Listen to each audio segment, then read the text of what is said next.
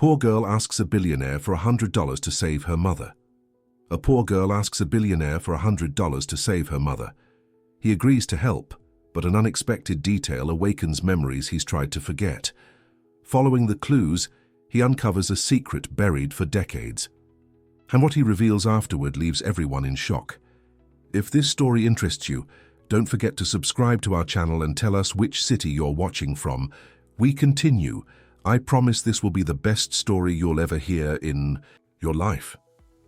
The rain drummed against the windows of the 30th floor office as Edward Matthews closed another million-dollar deal.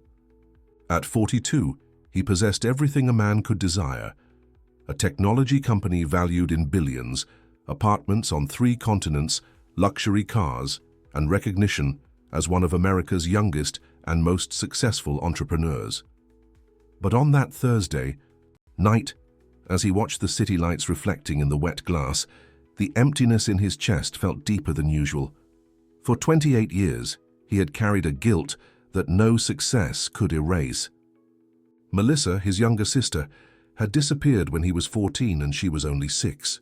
A sunny day at the park, a moment's distraction while tying his shoelaces, and when he looked up, she was simply gone.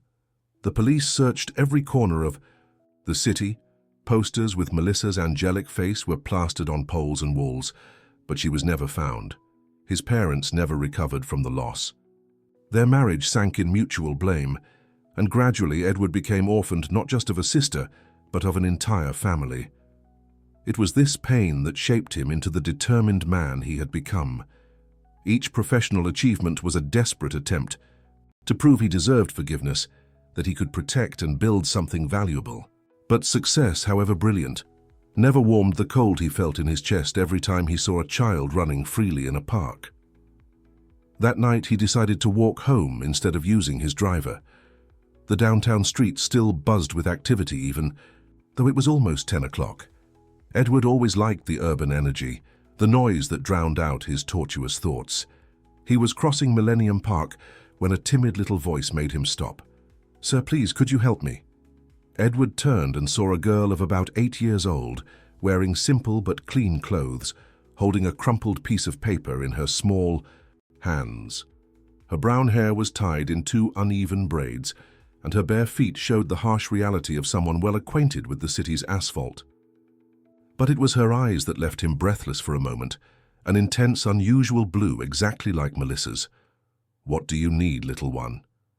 Edward knelt down to the girl's height, feeling his heart race without understanding why. "My mum is really sick." The doctor wrote these prescriptions. She showed him the paper with a medical prescription. "But they cost a lot of money, and we don't have enough. Could you lend me some? I promise I'll pay you back." Edward took the prescription and quickly calculated the cost of the medications. It wasn't an absurd amount for him, but it certainly represented a lot for this family. What impressed him most was the determination in the child's voice, the firmness with which she spoke about repaying the borrowed money. There was dignity in that small figure, something that touched him deeply. "What's your name?" he asked, still studying the girl's face. "Isabella, but everyone calls me Izzy, and you?" "Edward, come on, Izzy, let's buy your mum's medicine." They walked to the nearest open pharmacy. During the journey, Isabella told him she lived alone with her mother, Lucy, in a small house in Brighton Park. Her mother worked as a seamstress, but in recent days had been very weak and in pain, needing to rest. "My mom is the best person in the world," Izzy said proudly. "She always says we have to have dignity even when things get tough. That's why I came to borrow, not to ask for free." At the pharmacy, Edward paid for all the medications and even bought some vitamin supplements he thought necessary. When he offered extra money to help with other needs, Isabella firmly shook her head. "No, Mr. Edward, we only need the medicine. My mom always says we should only accept help with what we really need. We can manage the rest ourselves." This response surprised Edward even more. In a world where everyone seemed to want to take advantage of his wealth, finding an 8-year-old with such solid principles was almost a miracle. He accompanied Isabella to near her home, but she asked to get out of the car a few blocks away. Mom gets worried when she sees fancy cars at the door. She thinks it might cause problems, the girl explained. But thank you so much, Mr. Edward. When I grow up and can work, I'll find you to repay everything. Edward smiled for the first time in a long time. All right, Izzy, take good care of your mother. In the days that followed, Edward couldn't get the girl out of his head. Those blue eyes haunted him, bringing memories of Melissa that had been buried in the depths of his mind for years. The resemblance was disturbing, but he tried to convince himself that he was simply projecting his feelings and longings onto the first child who had truly caught his attention in years. He began frequenting the Brighton Park area on weekends, having coffee at local bakeries, and walking the streets, with the discreet hope of running into Isabella again. He didn't want to seem invasive or frighten her, but he felt an inexplicable need to know how she and her mother were doing. It was on a Sunday afternoon when he saw her playing alone in a small playground. She was pushing an empty swing as if there was someone invisible sitting there. Edward approached slowly. "Hi, Izzy, how's your mum doing?"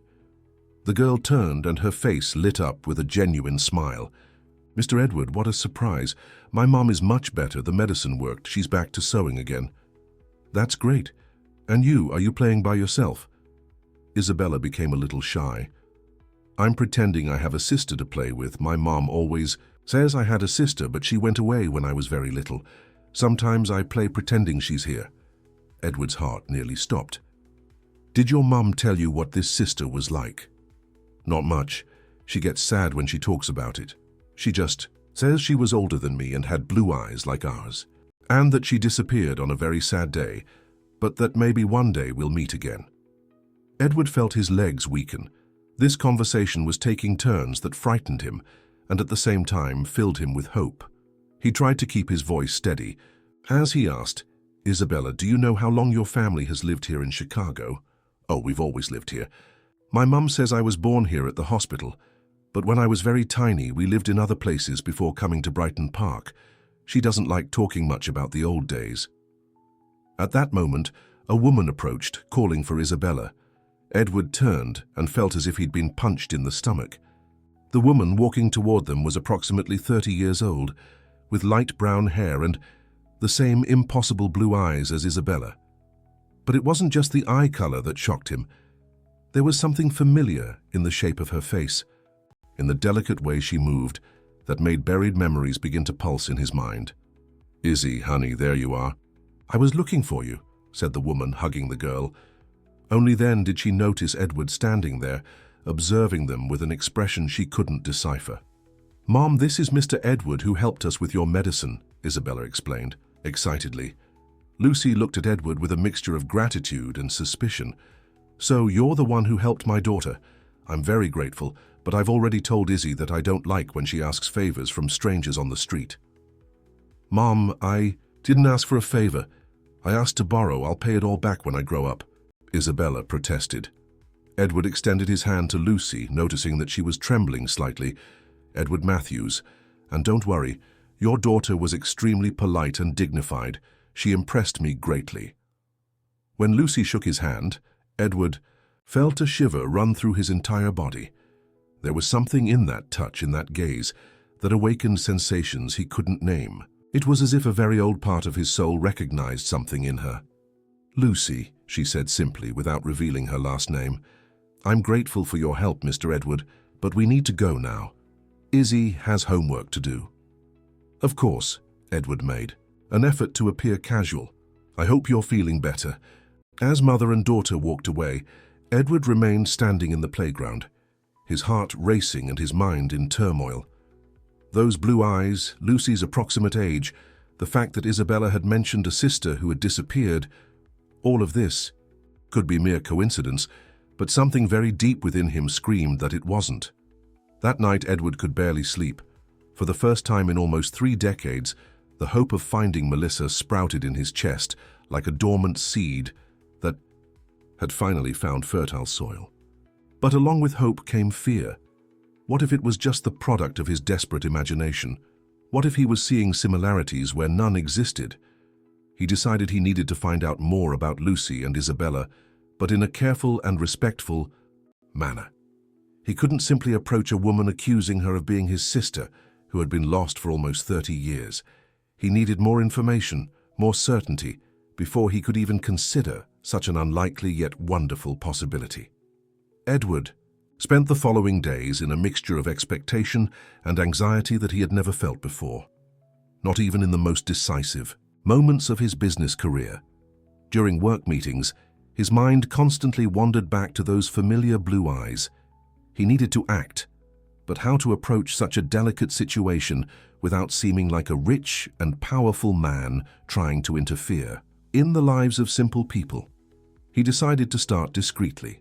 He hired a trusted private investigator, asking only for basic information about Lucy: how long she had lived in the area, where she had come from, if she had other relatives. He didn't want to invade their privacy, just better understand the situation before making any more drastic decisions. Meanwhile, he began frequenting a cafe near their home on weekends, always bringing work as a pretext. It was this way that, 2 weeks later, he had the chance for another casual meeting. Isabella entered the establishment holding Lucy's hand, both in Sunday clothes, appearing to be returning from church. "Mr. Edward!" Isabella greeted him enthusiastically, pulling her mother in his direction. "Look, Mom, it's the man who helped us." Lucy smiled politely, but Edward noticed a certain tension in her gaze. "Good morning, Mr. Edward. What a coincidence meeting you here." "Good morning. I often work here on weekends. It's more peaceful than the office," Edward lied, closing his laptop. "Why don't you join me? I can offer you some coffee and something." For Isabella. Lucy hesitated for a moment, but Isabella had already settled into the chair next to Edward, leaving her mother no choice but to accept the invitation. "My mom makes the best chocolate cake in the world," Isabella announced proudly. "She sold 3 cakes this week to the neighbors." "Izzy, you don't need to tell everything," Lucy gently reprimanded her with flushed cheeks. "How wonderful! Are you a baker as well as a seamstress?" Edward asked, genuinely interested. "No, I'm not professional. It's just a way to earn extra money when sewing orders are slow," explained Lucy, nervously fidgeting with her coffee cup. Edward observed her delicate hands, noticing small needle scars on her fingers. There was something touching about the way she struggled to support her daughter with dignity, refusing to accept help beyond what was necessary. He remembered how Melissa, even when small, had the same quiet determination when she wanted something. "Mom, tell Mr. Edward about my birthday," Isabella requested, swinging her legs in the chair. "No, honey, that wouldn't interest him." Lucy tried to change the subject, but Edward showed curiosity. "When is your birthday, Izzy?" 3 weeks from now. I'll be 9 on October 15th, the girl replied excitedly. "My mum always says it was the happiest day of her life." Edward felt a shiver run down his spine. Melissa had disappeared on October 12th, 28 years ago, 3 days before the birthday of a child who would now be turning 9. The dates didn't match perfectly, but the proximity left him unsettled. "Do you remember the day she was born?" he asked Lucy, trying to sound casual. Lucy became visibly tense, taking time to respond. "Of course I remember. It was a very special day. Difficult, but special. My mom always says I was born on a day with lots of noise. In the city, with sirens blaring. She says it was like the whole world knew something important was happening," Isabella recounted, making Edward smile despite his growing anxiety. "What an imagination!" Edward looked at Lucy, noticing she avoided his gaze. "Have you always lived in Brighton Park?" "Not exactly," Lucy responded evasively. "We lived in a few different places when Izzy was very young. We only came here when she was about 4. "And before that?" "We lived in a small town. Family health issues, that sort of thing." The answer came too quickly, as if rehearsed. Edward realized he was asking too many questions and could arouse suspicion. He decided to change the subject, but made sure to keep the conversation flowing. He discovered that Lucy enjoyed reading, just as Melissa had as a child. That Isabella loved drawing, especially stars, another detail that made his heart race, since Melissa had a childhood obsession with stars. After an hour of pleasant conversation, Lucy said they needed to go. Edward accompanied them to the door and on impulse made an invitation. "Isabella told me about her birthday. How about I help organize a small party for her? I know a children's venue that could—" "No!" Lucy interrupted him abruptly, surprising everyone, including herself. "I'm sorry, we don't usually have parties. We prefer simple celebrations just at home." Edward realized he had touched a sensitive point. "Of course, I completely understand. It was just a suggestion." "Can I make a suggestion?" Isabella interjected. "If you want to help with my birthday, you could buy ingredients for the cake. My mom makes the best cake in the world, but expensive ingredients are hard to buy." Lucy tried to reprimand her daughter, but Edward found the idea perfect. "How about this? I buy the ingredients, and you let me try this famous cake. It could be a fair exchange." After some hesitation, Lucy agreed. They arranged for Edward to stop by their house the following Saturday to bring the ingredients and see where they lived. For the rest of the week, Edward could barely concentrate on work. The investigator had returned with basic information. Lucy Reynolds had no previous recorded history in Chicago before 5 years ago. There were no records of schooling, formal employment, or any documentation proving her existence before that date. It was as if she had appeared out of nowhere at 25 years old. Even more intriguing, Isabella's only documents dated from when she was 4 through a late regularization of civil registration. There was no original birth certificate, medical records, or any proof of her first years of life.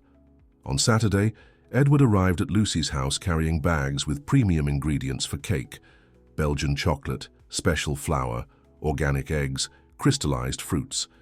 The house was small but impeccably clean and organized. There were few pieces of furniture, but each item seemed to have been chosen with care. "What a cozy home," commented Edward, observing small details that touched him. Isabella's drawings, stuck to the refrigerator, well-tended plants in the windows, books stacked on an improvised shelf. "We don't have much, but we have love," said Isabella, repeating something she had clearly learned from her mother. While Lucy prepared the cake, Edward discreetly observed photos scattered around the house. All showed only mother and daughter, never other people. There were no records of Isabella as a baby, nor photos that could give clues about the family's past. "Lucy, can I ask you something?" Edward approached the kitchen where she was beating the cake batter. "Sure." "Don't you have any family, parents, siblings?" Lucy stopped beating the batter for a second before continuing more slowly. "I don't have anyone besides Izzy. It's just the two of us." "It must be difficult raising a daughter alone." "It is. But we manage. Izzy is a very special girl. She gave me a reason to continue when I needed it most." Edward noticed tears in Lucy's eyes and decided not to press the issue. But there was something in the way she had spoken that intrigued him. Continue when I needed it most.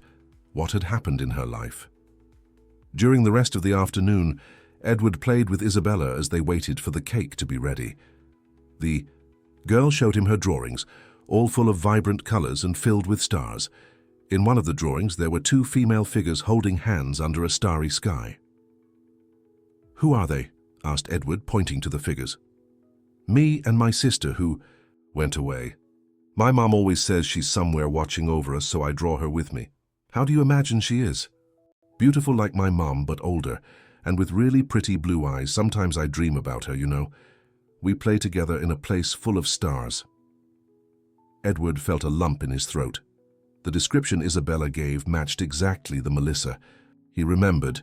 Beautiful, striking blue eyes, a few years older.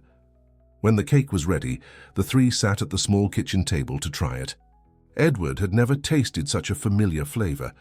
It was exactly like the cake his mother used to make for Melissa's birthdays, with the same combination of chocolate and orange, the same touch of cinnamon.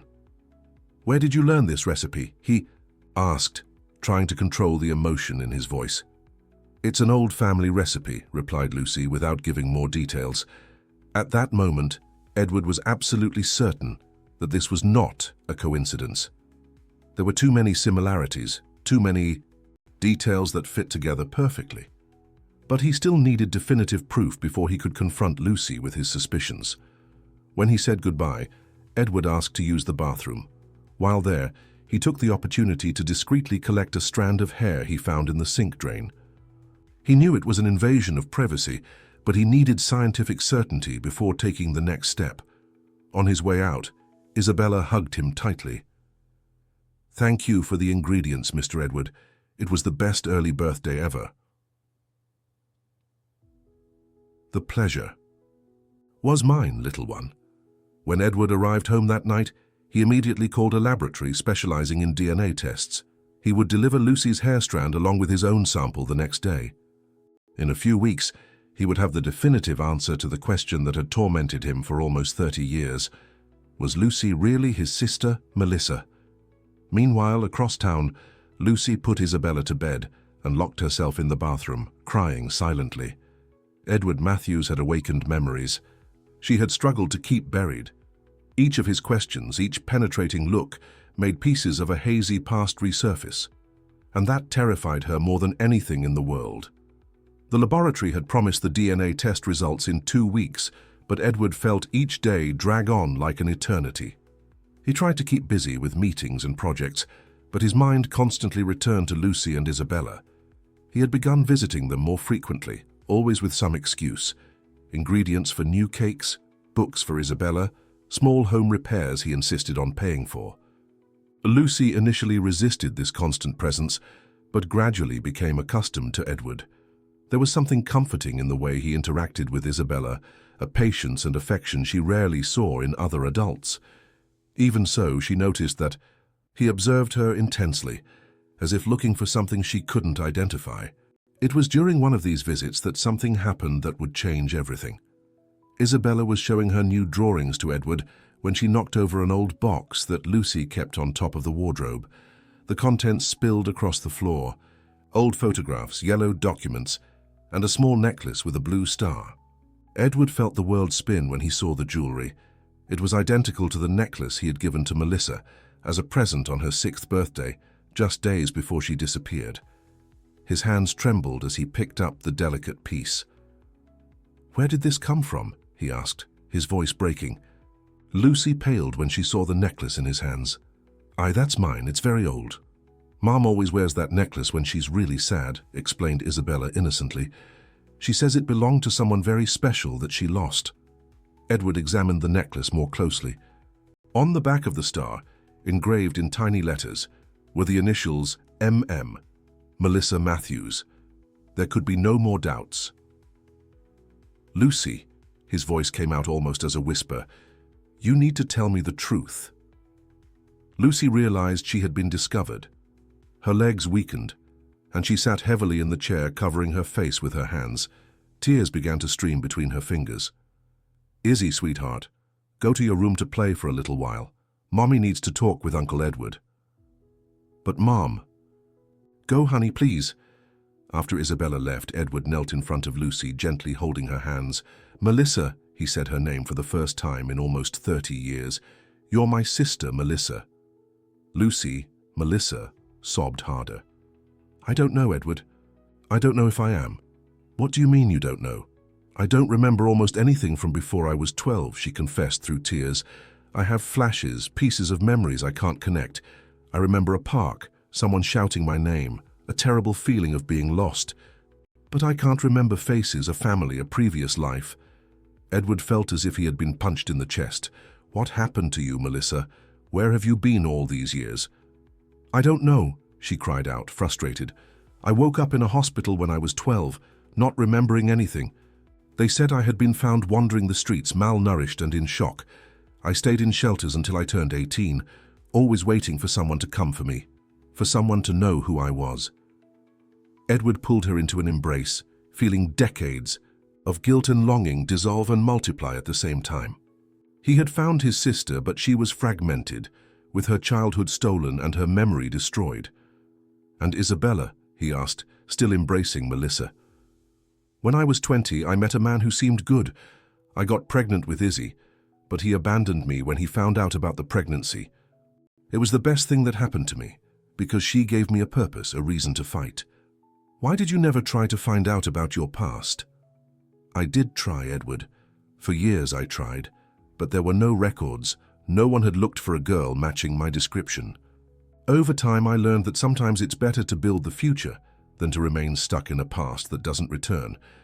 Edward pulled back slightly to look deep into his sister's blue eyes. But I searched. I searched for you every day for years. Our family fell apart after you disappeared. Our parents, they never recovered. Melissa covered her face again. Our parents. Sometimes I dream of voices calling my name, but I can't see faces. It's as if my mind erased everything to protect me from some great pain. Do you want to know what happened? I can tell you everything I remember from that day. Melissa hesitated before nodding. Edward took a deep breath and began to recount the events of almost 30 years ago. How they were playing in the park. How she had run after a blue butterfly. How he had been distracted for a few seconds to tie his shoelace, and when he looked again, she had vanished. The police searched the entire city, Dad, and Mom put your picture in all the newspapers, posters on every lamppost, but there was no clue, no sign, as if you had simply evaporated. And our parents? Asked Melissa in a small voice. Mom fell into deep depression. Dad blamed himself. Every day for leaving us alone in the park. The marriage couldn't withstand the pain. They separated 2 years later. Mom moved to a small town and rarely left the house. Dad started drinking and we lost him in a car accident when I was 18. Melissa sobbed harder. And Mom? She passed away 5 years ago. She always believed you were alive somewhere. But hope slowly consumed her. In the end, she was completely lost in her own mind, constantly calling your name. Oh God, Melissa bent over in pain. If I had searched more, if I had insisted more— No, Edward held her firmly. None of this is your fault. You were a child. What happened to you in those 6 lost years? I can't remember. I have nightmares sometimes, flashes of dark places, of people who didn't treat children well. But it might just be my imagination trying to fill in the gaps. Edward felt a deep anger growing in his chest. Someone had stolen his sister, destroyed his family, and caused traumas that lasted decades. But he knew he needed to focus on the present, on rebuilding the bonds that time had tried to destroy. Melissa, I want you and Isabella to come live with me. You're my family. I can take care of you, give you everything you need. No. Melissa pulled away abruptly. I don't want your pity, Edward. I've built a life here with Izzy. We're not rich, but we have dignity. It's not pity, it's love. It's family. You don't know me. I'm not that 6-year-old girl you lost anymore. I'm a 34-year-old woman with traumas, problems, a complicated life, and I have a daughter to protect. Edward realized he had pushed too hard, too fast. All right. But at least let me help you. It doesn't have to be charity. It can be a brother looking after family. Melissa remained silent for several minutes, absorbing everything that had happened that afternoon. Finally, she looked at Edward with a determination he recognized, from the brave child she had once been. I need time to process all this, and I need to think about what's best for Izzy. She is my absolute priority. Of course. Take all the time you need. And Edward, she called to him as he stood to leave, thank you for never giving up on looking for me. That night, Edward called to cancel the DNA test. He no longer needed scientific confirmation. He knew in his heart that he had found his sister, even if she was changed by the scars of time and the traumas she had lived through. Across town, Melissa hugged Isabella in her lap and cried for the family she had lost and for the one she was trying to rebuild. For the first time in more than 20 years, she didn't feel completely alone in the world. But she knew the road ahead would be long and full of challenges. The past had finally caught up with the present, and none of them knew exactly how to deal with this new reality. But there was hope, fragile and frightened but real, that they could build together the future that fate had tried to steal from them. The days following the revelation were a whirlwind of emotions for everyone. Edward respected Melissa's request for time and space, but couldn't stay completely away. He discreetly sent flowers, left groceries at their door, and occasionally wrote small notes telling memories from the childhood she had lost. Melissa, in turn, faced a constant internal battle. Part of her longed to fully embrace this new reality, to allow Edward to fill the void she had always felt in her chest.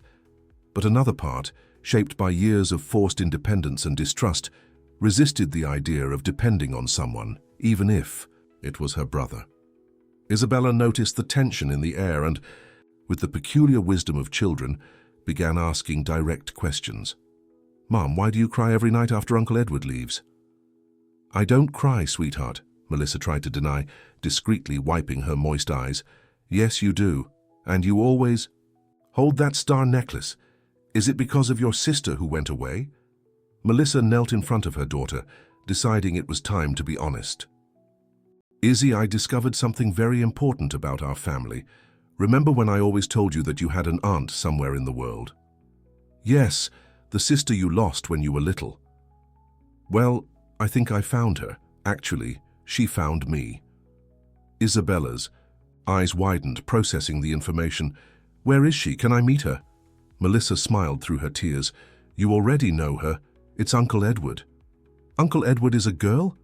Isabella was confused. "No, honey. Uncle Edward is my brother.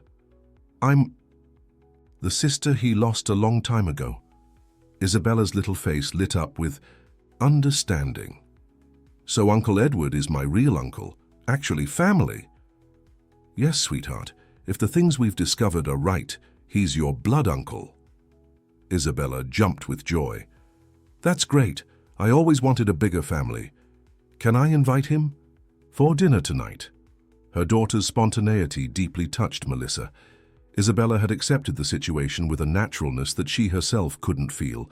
Perhaps it was time to stop fighting against destiny and allow this fragmented family to reconstitute itself.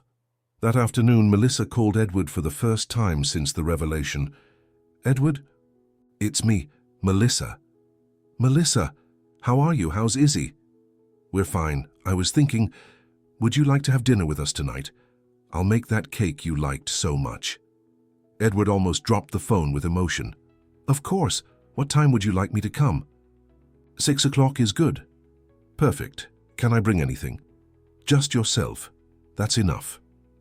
When Edward arrived that night, he found the house decorated with new drawings by Isabella, all depicting 3 figures holding hands. The table was set, with what were clearly the nicest plates they owned, and the aroma of chocolate cake filled the entire space. "Uncle Edward," Isabella ran to hug him. "My mom told me you're my real uncle. Does that mean I have a big family now?" Edward knelt to be at the girl's height with tears in his eyes. "It means you always had a family that loved you, even without knowing where you were." During dinner, Melissa told Isabella some of the childhood memories that Edward had shared with her in recent days. She talked about the parents Isabella had never known, about the house where Edward had grown up after losing her, about the pain everyone had carried from not knowing where she was. "Uncle Edward," Isabella said with the seriousness that only children can demonstrate, "were you very sad when my mom got lost?" "Very sad, little one. It was the biggest sadness of my life. But now you're happy because you found her." "Happier than you can imagine." "So now you'll never lose each other again?" Edward looked at Melissa, seeing the emotion reflected in her blue eyes. "Never again, Izzy, I promise." After they put Isabella to bed, Edward and Melissa sat on the small porch of the house watching the stars in the sky. "Edward, I need to tell you something," Melissa said, nervously playing with the star necklace. "In the past few days, some memories have started to come back. They're not clear, more like sensations, but tell me. I remember you. Not your face, but your voice calling my name. I remember you pushing me on the swing, teaching me how to tie my shoes, and I remember—" She paused, taking a deep breath. "I remember you crying in the park, screaming my name." Edward felt a lump in his throat.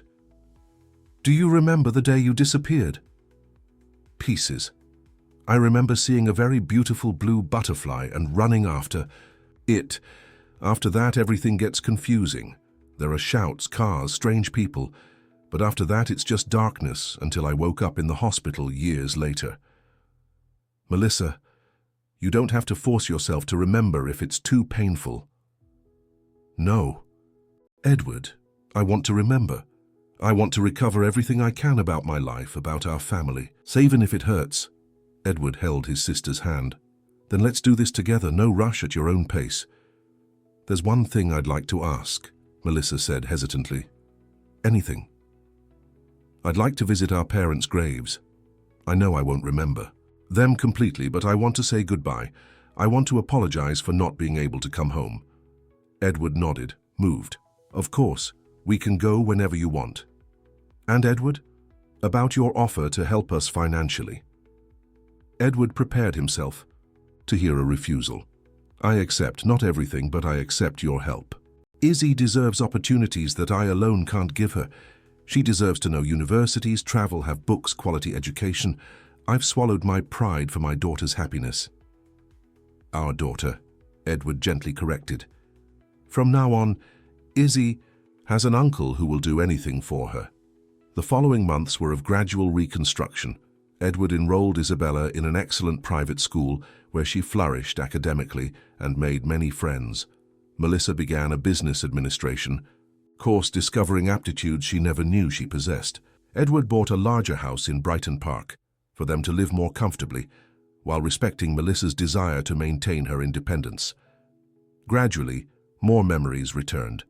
Melissa remembered games, songs her mother used to sing, small, family rituals.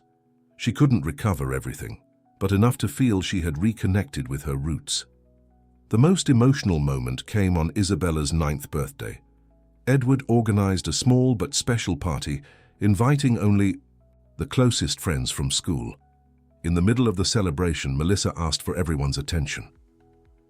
I'd like to make an important announcement, she said, holding Isabella's and Edward's hands. For a long time, my daughter and I were just the two of us against the world. But we recently discovered that we were never really alone. We had a family that loved us and looked for us, even when we didn't know it. Tears flowed freely down Edward's face. Edward, Melissa turned to her brother, thank you for never giving up on finding me. Thank you for helping me rebuild my life and for loving Isabella as your own daughter. And Izzy, she knelt in front of her daughter. Thank you for giving me the strength to accept the love I was always afraid to receive. You taught me that family isn't just who raises us, but who chooses to stay by our side. Isabella hugged her mother and uncle at the same time. Now we're a real family. At the end of the party, when all the guests had gone, the three sat in the garden of the new house, watching the stars that Isabella loved to draw. Uncle Edward, the girl asked, why do people get lost sometimes? Edward thought deeply about the question before answering. Sometimes people get lost because the world is big and complicated, Izzy. But you know what I've learned? People who truly love each other always find a way to find each other again, even if it takes a long time.